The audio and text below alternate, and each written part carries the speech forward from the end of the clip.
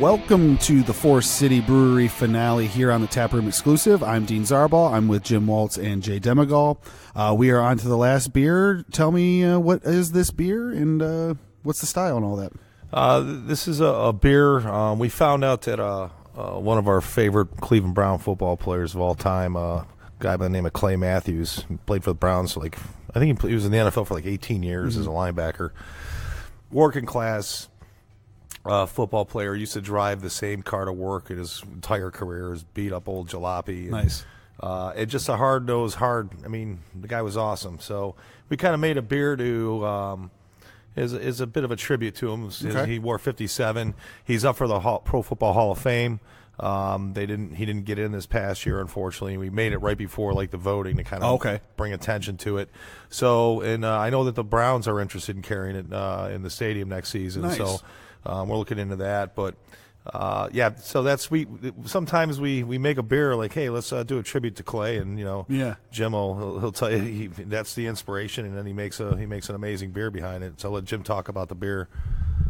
And the style it's a brown ale, right? Yeah, classic brown ale. Love the style. It's an underappreciated style, I feel. It is. I mean, this is again brown ales. If you're a fan of malty kind of beers,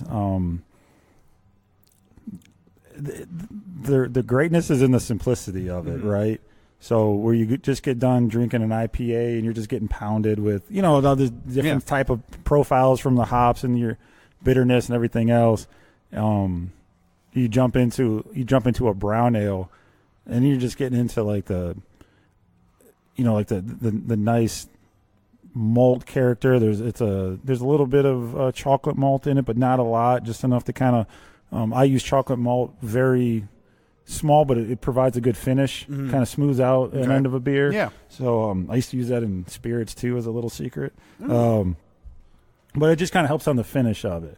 But everything else is Special B is a very popular type of specialty malt that gives that my favorite kind of character in these styles of beers. So there's you get that little bit of sweetness, but then you kind of get that nuttiness, that little toasty, but not into the level you're getting into stout territory or things like that.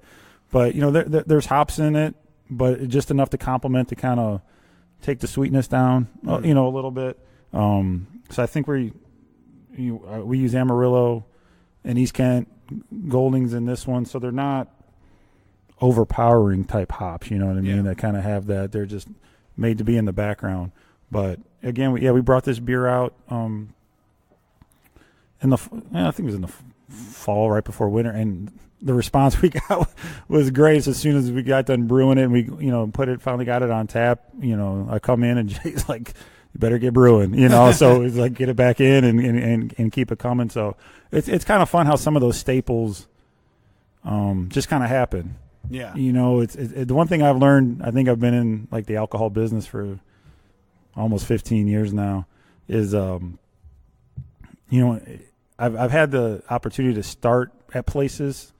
I came in probably 6-7 months after they opened, still in the early enough phase, and I started at Southern Tier from nothing, and to get the distillery going, and a couple of small places we got going. And as you're creating things, you're like, oh, this is going to kill it. Yeah. Oh, I know this one's going to kill it. And it's like crickets. Yeah. And then something else you're maybe not. So it's always interesting, as a brewer or distiller or any in production of it, you kind of have you kind of think what's going to happen. Yeah. And sometimes it does, and sometimes it's just hilarious what people, when I was at Southern Tier in New York, I was making all kind of cool. We made hopped whiskeys out of the 2X IPA, and we would do an old style Boilermaker with but you had your 2X with it next to your 2X IPA, and we do all different types of gins and whiskeys, and I made traditional stuff, but then I made all this other stuff. And then they're like, well, what are we going to do for vodka? And I'm like, do we really need vodka? Does the world need another vodka? There's so many vodkas out there. So we made it, and sure enough, it's selling. You're just God, I guess they did need another vodka. So you kind of have your predetermined. One of my least favorites. Right. Well, it's just that's a whole. That could be a whole nother podcast on vodka and all the work you have to do for someone to put cranberry juice in it. So it's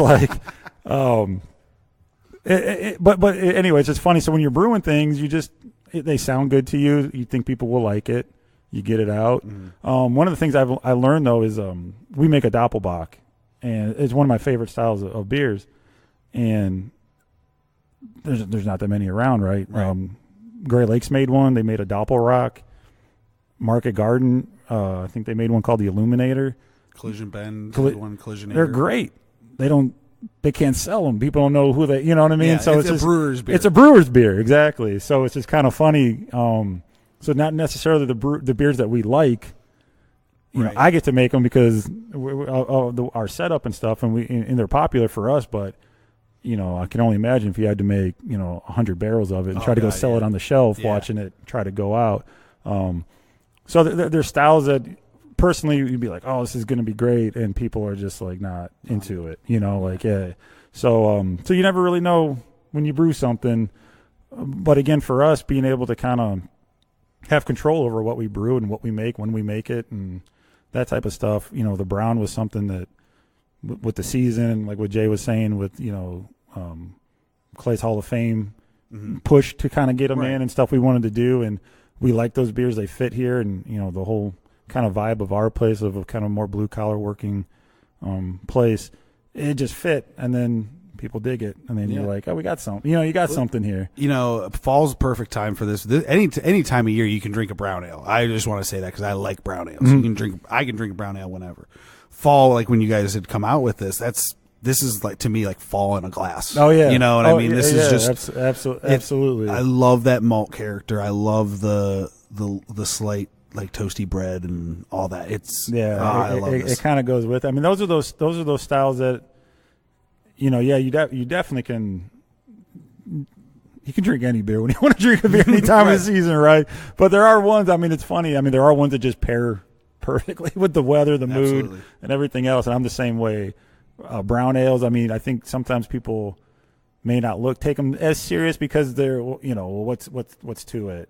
Do you think it's because they hear the word brown? It could be. I was talking to Mike from Masthead about the words that turn people off from beer, and like rye is, or he's like, that's one of the worst ones you can throw into a title of a beer, just because people hear it, or like bitter too. It's like another one where people hear the word and don't necessarily know the connotation for what we're talking about. Do you think there's some sort of connotation with the word brown? Yeah, I almost think sometimes they think brown is bland for the beer. Okay. Oh, it's a brown ale. It's probably a bland. And maybe someone's had that experience of a brown ale being bland before, so that kind of triggers, But I don't. Our beer's not bland, and I've had a lot of other brown ales that aren't. They have that character to them. It's malt. Yeah. And it's different from, like a German style beer with that's a malt forward beer. I don't think ours are as bready. Bready is something I like. Yeah. It's not a bad thing, but brown ales typically probably maybe just like a touch sweeter than some of those styles, and like the different yeast being a lager, being an ale. But no, to me, I'm the opposite. If I see a brown ale on a menu, I'll take one. Yeah, I'm all about just that type of beer style. So, but it is funny. I mean, there's something to trigger words. Yeah, absolutely. I remember, starting in the business, and the first time I read the word quaffable in a description, I'm like, what is what? And it's supposed to. They're trying to be, I guess, a little more high end using a word. I'm like, I don't use that word in my description. It's just like a funny. It's just like a funny word to me that I'm like, I'm not thinking about what is quaffable. I'm thinking about what the hell is what is quaffable. So, but yeah, I think, but it's cool because I mean, if that's your style. But this would be another type of style too, that if people are kind of like, maybe that's not mine, it is a perfect style just to grab on a flight one time and try, especially when the weather's right and everything else is right. Like I think they'll enjoy it and kind of be surprised. How much character is in a brown ale, right? It's not just kind of a flat tasting, blasé beer. I mean, there's a lot to it, and it's cool. This one's slightly quaffable too. They're all kind of quaffable. It just won't be in the beer description as being quaffable. Well, it helps balance out a menu too. It does. I mean, because you don't know who's coming in the door and what you're after. So, I mean, we really try to have a diverse selection of beers where we go from light to dark, low alcohol to high alcohol, hoppy to non-hoppy, American style, European style, and just it's fun because you get to brew a bunch of different styles and different things. So it kind of takes away the minutia, or we paddle all of our mash, and we kind of like sweating it above a kettle and like the old cool ways of brewing. Right. So it does keep it, but when people come in, I mean, we generally have a beer style or two that people are always kind of after, just trying to keep it, mixed up. Yeah, absolutely. I really like this beer. keep going. I mean, we have an amber, or Duck Island Amber, but that's the amber styles.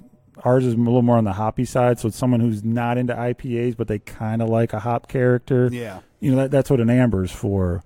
But for us, a brown ale is showcasing the malts of what's in the brown ale. So, for ours, it's we use like Maris as a base, just because it's a little more toastier. It's got a little more color than just like a typical pale. And then, like I said, we kind of throw like some Munich malt, some Special B, little chocolate, and just kind of really bring out the little complexity of all the different malts that go in it. Absolutely. It's a easy drinker. It's got a lot of flavor to it. I really like that beer. And it smells good when it's mashed. Yeah. It's kind of got that good malt, you what I mean? Like, it's what a brewery could kind of smell like, versus some of the different styles that you do. It's just like, man, that has a good mash bill. That smells really good when you're brewing it. Yeah, it's one of my favorite things, walking in and smelling. Oh yeah, there's that's one of the things that's cool about our area. I mean, when we have the doors open, I'm sure people get a little smell in the neighborhood of brewing. But it's like I remember walking. You walk down 25th Street and it's just got it.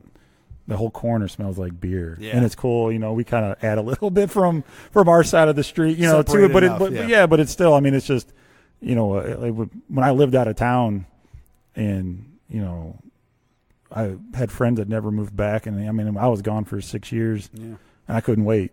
I couldn't wait to get back, and to kind of be back and involved in the brewing community, and we'll probably get involved in some other things down the road too with different projects, just because being able to distill and being able to kind of do different things. We got such a cool building to come visit. This thing's built like a brick house. I mean, we've had to punch holes in it and had to do. And cut floors and trenches, and it's just this thing is built. The thing is, built nice, but we kind of just laughed at a lot of the when people build new things, even in their houses, they want it to look old, so they spend a lot of money to make something look old. Yeah, when they want to have that rustic look, and we're like, oh, this is 100%. Yeah, this is. I mean, it's got the character, so it's been real cool to just kind of fill it out. And have people just come and enjoy it. We have a 120 person beer hall, so there's events going on here all the time between music and poetry and bands and just all kind of stuff. So just people kind of come having the beer, just get the whole vibe. So we just try to make sure that we make good beer and kind of have a little bit of something for everybody. Absolutely. Jackie, you want to add anything? Yeah, and be in addition to the beer, we always like people to know that we have there's some other businesses in the building that are producing beverages. Duck Rabbit Coffee has a roastery in the building. Western Reserve makes honey wine. And Jim just started a company about 6 months ago called Duck Island Cocktails, where he's pre-mixing cocktails, putting in a keg. He's the only guy in Ohio doing it. Oh, and, very cool. I'm not going to brag on him a little bit, but he's in the most he's in the Dandy Boys, he's in the most of the ballparks. So we have, we carry wine from 216 from Cleveland Urban Winery. So we got some cider on, and so we have something kind of for everybody.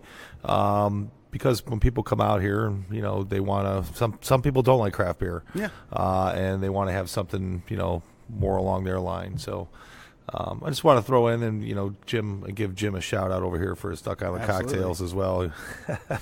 But we really appreciate you guys coming out, Dean, and what you do for the community. It's pretty cool. Happy to do it. I like talking to you guys and learning about beer however I can. I've said before, I can't do what you do, Jim. I can't brew. I don't have patience. I have ideas, but I just don't have patience, and so I applaud you guys on how to do that. I can't do it. So oh no, it's nice. Kudos to you. I learned by talking. Oh yeah, it's it is though. But I mean, when you have a passion for it, it becomes a rabbit hole. I mean, right. the more you learn, the less you know. That's kind of what always gets my curiosity going with things. And I'd always meet people in the industry, and you see a guy, whether it's wine or spirits, that's been doing it for 40 years, and you're always learning. Right. Yeah, I mean, it's just that's the constant. Absolutely. That you're always enjoying, and there's enough. I'll put it this way: when I had left and gone to North Carolina to get in, the school I went to used all the same equipment. I mean, it was North Carolina grapes, North Carolina, but the equipment, everything is from California or Italy. Okay. So you kind of get the production fundamentals.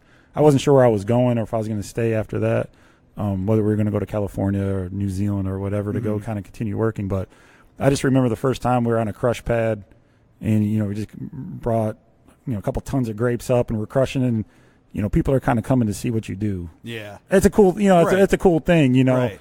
When I was like a junior accountant sitting in a cubicle, like nobody came to see what I did for a living. Nobody was like, right, exactly. So it's fun to kind of produce something. My brother's a chef. I can't cook. Yeah, and this is like my version of being able to do something where it's different, and it's just it's a cool industry. I think people are amazed by how much the breweries work together and how well the brewers get along. Because if you're an executive from Pepsi, essentially you're not hanging out with Coke. You're not hanging out with Coke. You know what I mean? And when we go places and people see all of us hanging out or wearing each other's T-shirts for because we're all suckers for free shirts and stuff anyway, But so it's a cool community, and we try to do what we can. I guess real quick too, we could give a shout out to Randy at West Branch Malts, because we use his malts too. Great guy, great company, just getting started off. So they're out in Brunswick. Is that in Brunswick? Yeah. So it's just like we're at a festival, and you run into, you start meeting people, and hey, we're making this.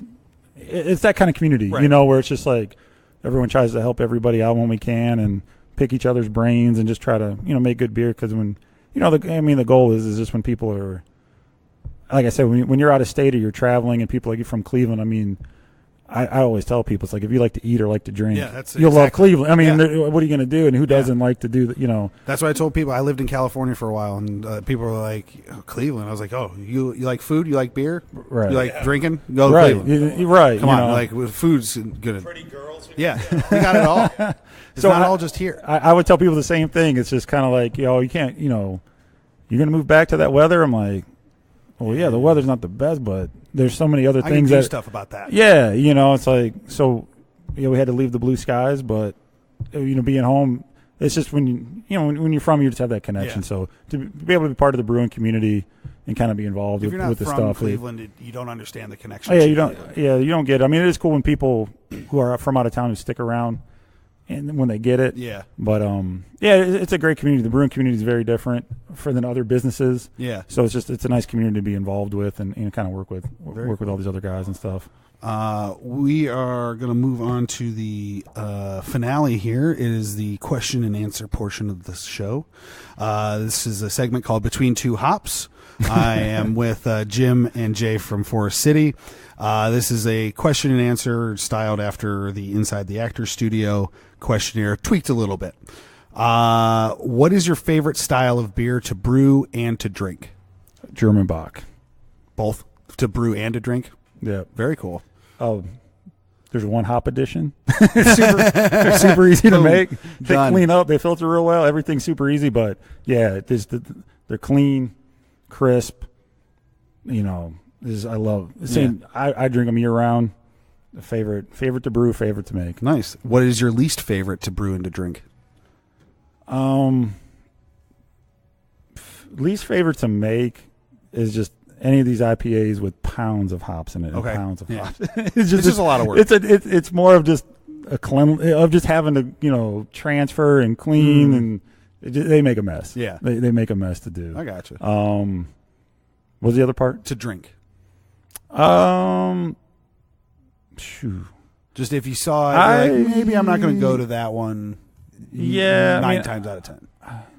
I've had a couple beers that people in the style that they tried to do, which was like, oh, we're gonna go like natural fermentation, or we're gonna try to carb it, and it just it didn't work. Yeah. You know what I mean? Gotcha. Like they almost got a little too cute. So I don't think it was like necessarily the style, but it was just like maybe too cute, maybe overthinking and just kind of like. Just go ahead. We have modern technology. Yeah, absolutely. Go ahead and make a beer. Go ahead and make a beer. What profession other than your own would you like to attempt? If I wasn't brewing, I'd probably like get into like astrophysics. All right. I have the luxury of having a very bright 10-year-old at home who's got a brain that is curious, and all we do is shout out to Neil deGrasse Tyson, my favorite astrophysicist. Yeah. But and just learning about the universe, learning about everything involved with that, and just when you get older, it's hard to kind of get your brain to be wowed, right? In that way, like when you're a kid and you just kind of like everything's amazing. Yeah. Every time I listen to one of his podcasts or read a book on astro, it's just like your brain just So when you're older and you just kind of get flattened or wowed by something. Yeah. I enjoy it. So. Space and physics and all that is doing it for me right now too. Yeah. It's another rabbit hole to go down. What profession would you not like to attempt? Everything I've done before brewing, and anything sitting in a cubicle. People just weren't meant to sit in a cubicle, Absolutely. man. I mean, people got to make. I give people props, for doing. But when the highlight of my day was just going to the vending machine, and that was like to break up the monotony. I'm not built for it. I'm a mover. I got to move. And so anything that keeps you stagnant, I couldn't do. What hurdles did you personally face in starting in this industry, and how did you overcome them? So when I started in the wine industry. It's pretty much a seasonal job, right? So if you're into wine, then you're only in the winery for 3 months. If you're in the vineyard, you're only in the vineyard for 6 months. There's 12 months in a year. You know what I mean? So you really just you have to learn to kind of know how to do everything, because that's what got you hired. Right. Is that someone can keep you working all year. So when I got started, I was a little older because I kind of had like a second career after graduating, from Kent and going back to school. So I had kind of learned what I didn't do the first time, which was not networking and meeting a bunch of people. Because every job I've had that's been good has been a job I've never applied for. Okay. It's been people just kind of coming to get you, for stuff like that. So really, for when I kind of restarted again, it was just learning as much as you can. And I'll put it this way: I had, thank God for my wife. She let me pack up, and we left with a newborn, and I was making $10 an hour working in a vineyard. Yeah. And eating ramen noodles and broke, and as happy as could be. Right. And then so you just kind of learn how to start over, and just hard work does pay off. And if you truly love it and are passionate about it, everything else does take care of itself. Absolutely. You enjoy it, everything else kind of falls into place. So it's been a good journey. We're excited, and kind of to be back home. And when I was making beer and making wine in North Carolina, it was like we were having fun, but nobody knew who we were and what we were doing. So it's like, when we do events here at the brewery, and it's just so much fun to invite our friends and family down to kind of enjoy it all with us and kind of see all the work that everybody puts in here. What was your most interesting trend for 2018 that you saw in the craft beer world? What did we do in 2018? 2018 was... I know, we kind of don't really inside. I think the overall trend was the New England IPAs, right? And we never brewed one. Yeah. We just kind of did our own thing. Yeah, but I noticed when I went to shows, that was kind of like, making the hazy beer and making the style. There's enough of it out there, though. I think that was like what I saw in the industry that was kind of real popular. Every time you kind of went a new place, somebody was always showing off. Mm-hmm. We got our new new hazy IPA and a New England IPA. So, I don't know, maybe we'll make one time, but we haven't yet. Yeah. we kind of we made a session. You've been doing all right. And did pretty good. If you had to pick the least favorite trend you saw in 2018, thing that just kind of was like, really? Yeah. Did you have to? What would you pick? I don't know. I don't want to get too soapboxy, but it is a soapboxy question, but you don't have to do. Well, it. Yeah. Again, I think there's I think there is kind of like a line of not making beer, Gotcha. and kind of getting a little bit too cute, too crazy with stuff. I mean, I think some of the ingredients people use. I think part of the problem is people are just trying to be so different to differentiate themselves in such a crowded market. But it's kind of like, do you want to be known as the Fruit Loop beer? Yeah. Or, just stuff like that. I mean, so I think if people really just focus on making good beer, and you can get creative. I mean, we've got mint and stuff in beers too. Part of that's cool. But we just try to use it in a balanced way that it isn't overly cute and too cutesy with stuff. So I've kind of opened up some different, trying to read different beer publications and different things, and kind of scratching your head at some of the different trends of like, I get it. What is one piece of practical advice you would give someone starting out?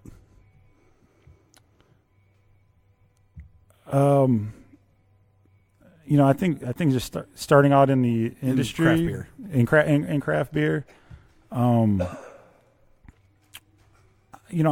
honestly, I mean, it's just to kind of find their style and who they are as a brewer. I've known so many people that are like technicians, and I've known people that brew like a chef, right?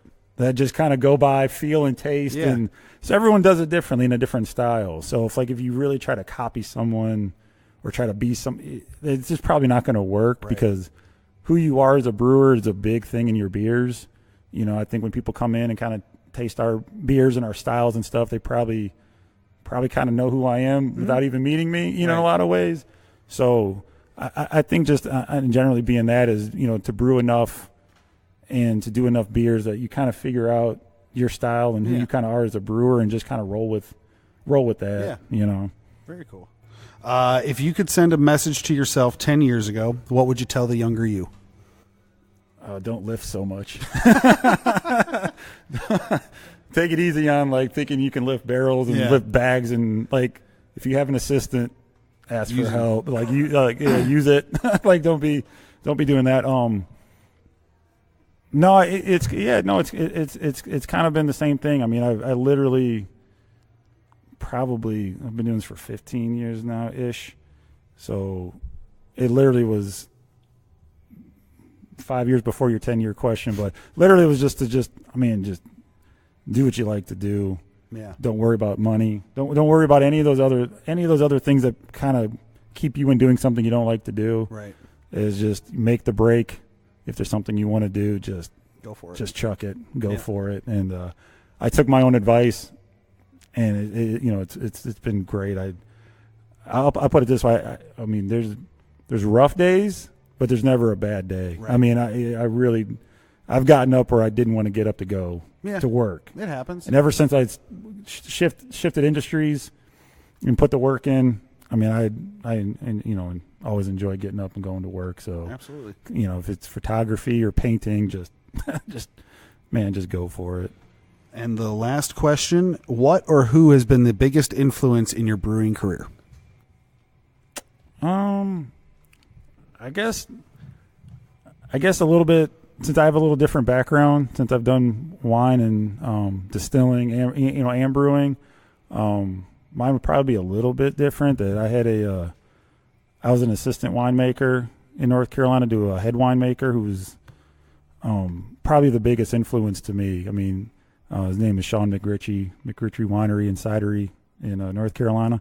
But he was just a guy that taught me so many tips, tricks, using pumps, doing pump over, just all the skills. So, I've been very fortunate to have a few different mentors differently, from either business but he was my production mentor. Nice. He'd been around, he'd been all over the world making wine and done a lot of stuff, and he was very helpful, and he's one of those guys that he just didn't BS. Yeah. You can appreciate people that are like Absolutely. real straight and just kind of tell you how it is.